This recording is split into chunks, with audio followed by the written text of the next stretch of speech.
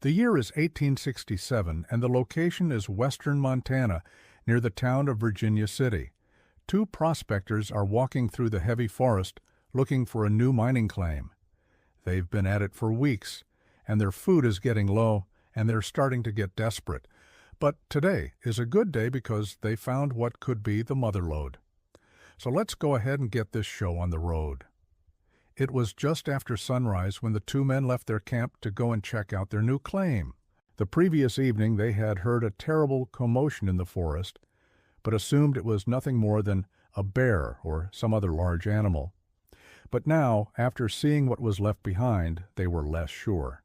Their food stores were completely decimated, much of it strewn around the clearing, and their tent was ripped to shreds, not from the wind, but from something big clawing at it from the inside. What did this? A bear wouldn't destroy food unless it was being defensive or protecting her cubs, but there were no signs of cubs and no other damage except for what was left of their shelter. This was definitely something else, something big, something mean.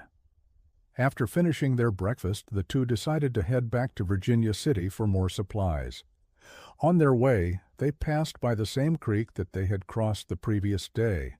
It wasn't very wide, only a few dozen yards from bank to bank, but the previous day they had to take off their packs and wade through in order to cross. Why? Because the water was too high and swift from recent rains. There was no way they would be able to make it with their loads on their back. The man named Caleb, who was older and wiser than the rest, suggested that they set up camp for the night and wait for the waters to recede. But young Luke wasn't having it. He wanted food, more supplies, and more importantly, he wanted out of those woods. He convinced Caleb to just go ahead and risk it, and they started across. Now, before long, they were in the middle of the rushing water, waist deep, struggling to keep their heads above the current. As they made it to the far side, scrambling out onto the bank, they noticed footprints in the mud. Big footprints, much bigger than any human print they had ever seen. Now, obviously, they were terrified, thinking that whatever made those tracks was still out there, watching them from the trees. After catching their breath, they decided to move on, hoping to find another place to camp where they would be safer. But Luke kept glancing over his shoulder, half expecting to see something monstrous emerge from the trees. As the sun began to set, casting long shadows all around them, they finally found a clearing, nothing but trees, but it would have to do. They quickly made a small fire to keep the animals away, only joking around about how it would also keep away any Bigfoots that might be lurking nearby. But the jokes didn't last long.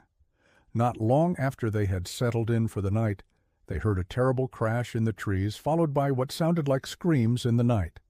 They huddled around their small fire trying to ignore it, but then they started hearing footsteps. Heavy footsteps coming closer and closer. Then they stopped right outside of their camp. Luke grabbed his rifle, shaking like a leaf. He handed the other to Caleb, who simply shook his head, handing it back to him. Then he grabbed a stick and started poking the fire. He told Luke to just calm down, and that it was probably just a bear. Obviously scared but trying to be brave, Luke asked if Caleb really thought that it was just a bear. Because if it was, then why was it outside of their camp, and why had it been screaming in the trees? Before Caleb could respond, they heard a loud pounding on a tree, followed by another scream. Caleb looked over at Luke, who was frozen with fear. He knew that whatever it was out there, he was terrified. So Caleb got up, grabbed a burning piece of wood from their fire, and walked slowly to the edge of the clearing. He didn't want to run out into the darkness and make himself an easier target. Whatever this thing was, he figured that if he could see it, then maybe it could see him, and maybe that would scare it away.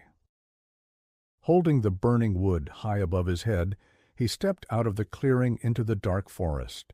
The pounding and the screams continued.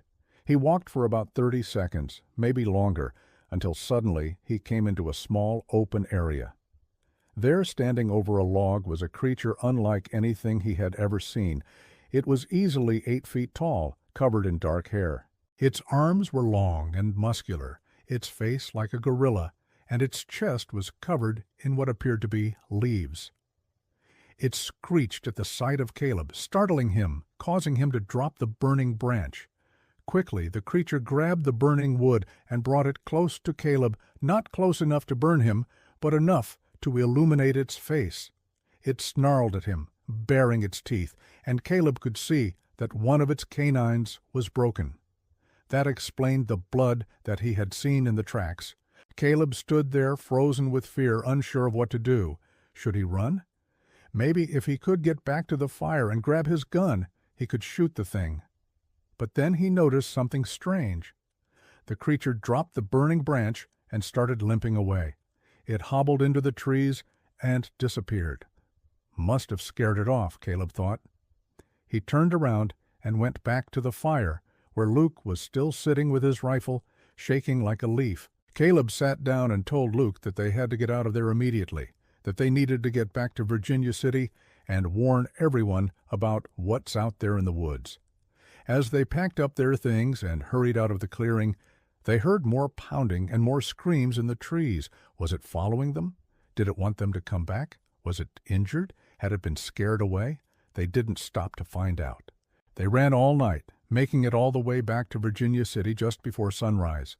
They woke the town up and told everyone to get their guns and come with them. They were going back to the forest to kill the beast. Men, women, and children grabbed pitchforks and any other weapon they could find. And they all marched into the forest to find whatever it was that had attacked the two men. They searched all day, finding nothing but large tracks in the mud.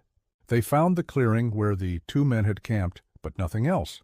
And after dark, they all headed back to town, bringing the two men and their story back with them. The next morning the men went out again, this time to the banks of the creek where they had seen the big tracks in the Elmwood. They found more tracks and decided to follow them. The tracks led them all the way up the creek and eventually out of the forest and into a small valley. In the center of the valley was a cave hidden behind a waterfall. They cautiously approached the cave, half expecting to see the creature come bounding out at them. But they saw nothing. So they entered the cave. Inside, they found bones from various animals, including what appeared to be a deer. The bones were very old, though, and so were the tracks. So whoever or whatever made them must have been long gone. They came to the conclusion that they had been gone for weeks, so they left and returned to town. And that is the story of the first known Bigfoot sighting in North America. Or is it? What do you think? Let me know your thoughts below. Also, be sure to subscribe for more stories like these. Thanks for watching.